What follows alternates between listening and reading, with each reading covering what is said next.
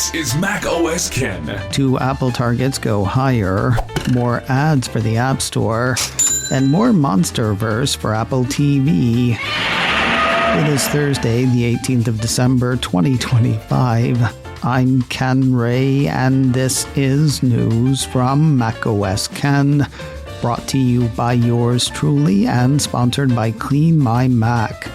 Try 7 days free and use my code macOSKen20 for 20% off at clnmy.com/macOSken. This show is also supported by people like you, patrons through Patreon. Find out more and add your support at patreon.com/macOSken.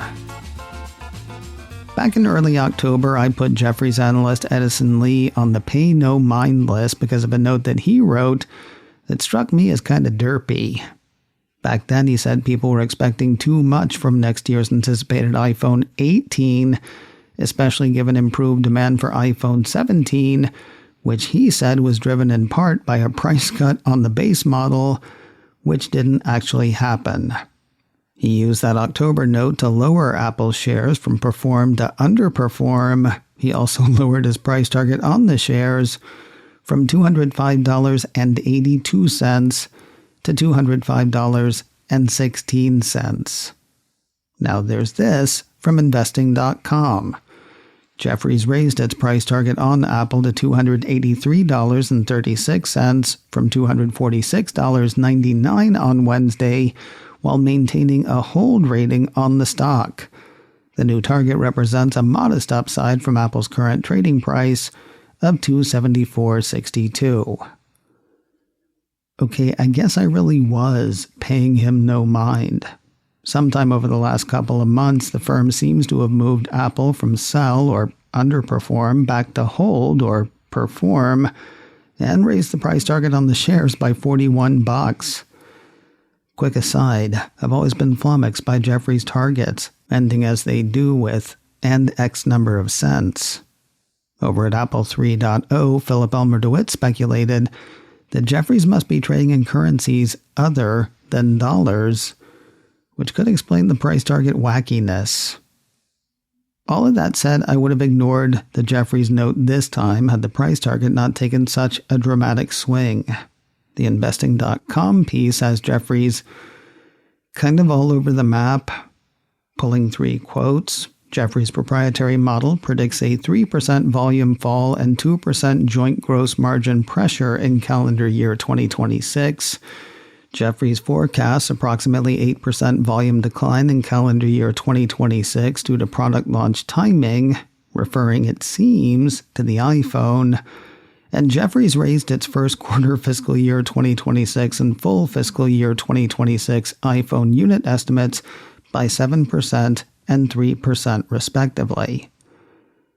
Couple of things worth noting. First, the investing.com piece does not mention Edison Lee by name, so it's unclear whether the associated note was written by him. And second, the article itself is very slop-y. At the bottom of the article, it was noted that the piece was generated with the support of AI and reviewed by an editor. Was it, though? I mean, really? Raising his Apple price target in an equally inaccessible way on Wednesday was Morgan Stanley analyst Eric Woodring. Apple 3.0 ran part of a note he wrote Wednesday.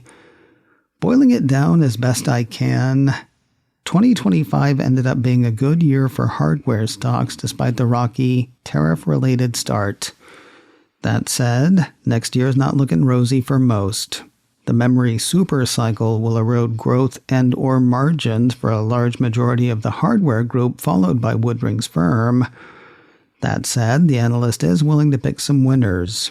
Western Digital, Seagate, Apple, TD SYNNEX, and Teradata represent the Morgan Stanley overweights into 2026. As for the rest, the note says the combination of elevated valuations, peaking earnings revision breadth, and memory headwinds are likely to narrow leadership within the firm's IT hardware universe in 2026. Morgan Stanley has an overweight rating on Apple's shares.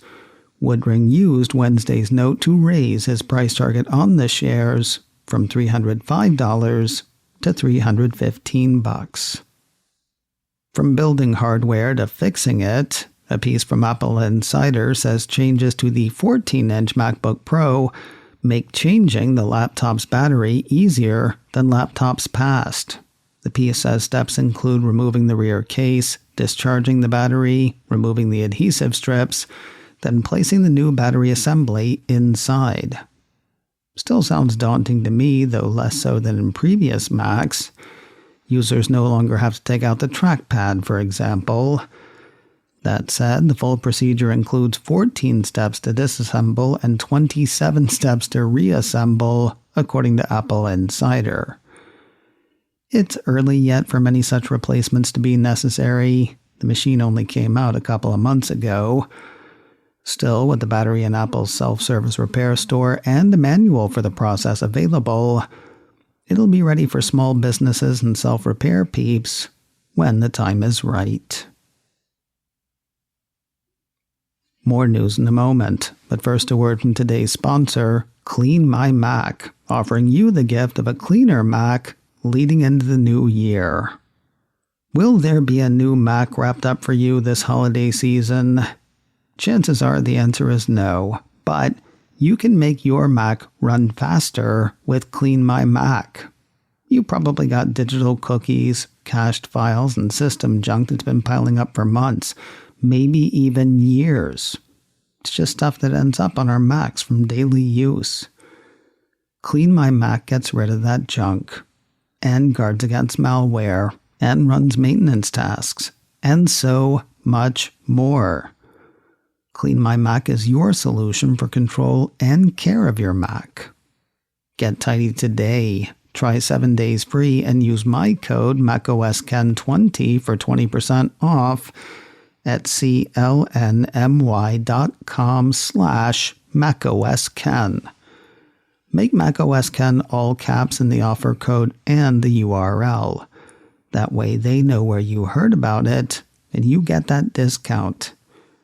Start the new year with a clean Mac with Clean My Mac.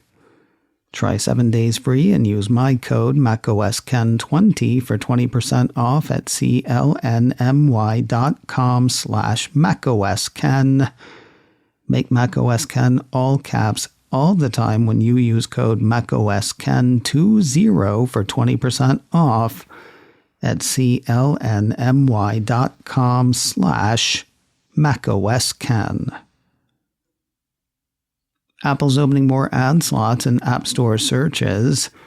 9 to 5 Mac had the Cupertino company making the announcement on Wednesday. Currently, the piece says there is a single ad spot at the top of search results in the App Store. Now, the company says to help give advertisers more opportunity to drive downloads from search results, Apple Ads will introduce additional ads across search queries. You don't need to change your campaign in order to be eligible for any new positions. Your ad will run in either the existing position at the top of search results or further down in search results. Sounds like the only thing Apple is waiting for is the new year. The new ads will be available to advertisers starting in 2026, according to 9 to 5 Mac, and will be supported on iOS and iPadOS 26.2 and later. So, new ad slots are not waiting for blankOS 26.3, and neither are you if you're a public beta tester. Just a couple of days after the first developer betas, Mac Rumors ran pieces on Wednesday that had Apple seeding the first public betas of version 26.3 of iOS, iPadOS, macOS, watchOS, and tvOS. For those of you standing outside with your faces pressed against the glass, we can keep each other company. For folks who want to get in on the testing action, info awaits at beta.apple.com. Apple Music is now available as an app on ChatGPT. That's the word from 9 to 5 Mac. Kind of having trouble getting my head around that, mostly I think because of that wording. Apple Music is available on iPad or LG TVs, I understand. The story makes this read less like something that's available on ChatGPT and more like something that gets access to Apple Music. Assuming you have a ChatGPT account, of course, and a subscription to Apple Music. What this integration means, according to the piece, is that Apple Music subscribers will now be able to ask ChatGPT to create playlists for them or find songs, albums, and artists on Apple Music based on natural language interactions with OpenAI's LLM. So you're basically giving it the same access you have. Forgive me for being that guy, but it also means you're giving ChatGPT even more information about you than it already has access to. Of course, people with a ChatGPT account are probably fine with that. If you want to give it a go, 9 to 5 Mac says go to chatgpt.com/apps or open the apps section on ChatGPT, click or tap on Apple Music, and connect your Apple Music account to ChatGPT. And finally today, Apple TV is getting more monsters. Cupertino's video streamer issued a press release Wednesday announcing a spin-off from Monarch, Legacy of Monsters. No title yet, no number of shows, but it does have a plot and a star. Starring and executive produced by Wyatt Russell, the release says the spin-off series will follow the story of Colonel Lee Shaw, an American operative who, in 1984, went on a secret mission behind enemy lines in an attempt to stop the Soviets from unleashing a horrific new Titan big enough to destroy the U.S. and turn the tide of the Cold War. It's like Stranger Things meets Stranger Things. That's not a spoiler. I've not seen any of the latest Stranger Things yet.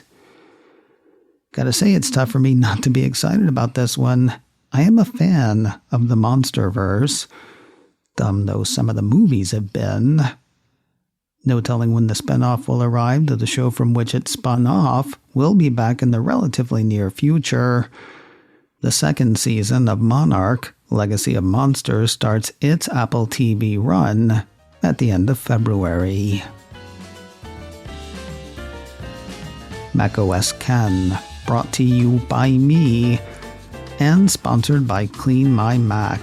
Try 7 days free and use my code MacOSKen20 for 20% off at clnmy.com/MacOSKen. This show is also supported by people like you, patrons through Patreon. Find out more and add your support at patreon.com/MacOSKen. Advertising handled by Backbeat Media, online at backbeatmedia.com. You can find me on Mastodon, macOSKen at mastodon.social. You can also send me an email, info@macOSKen.com. Until next time, that is news from macOS Ken. I'm Ken Ray.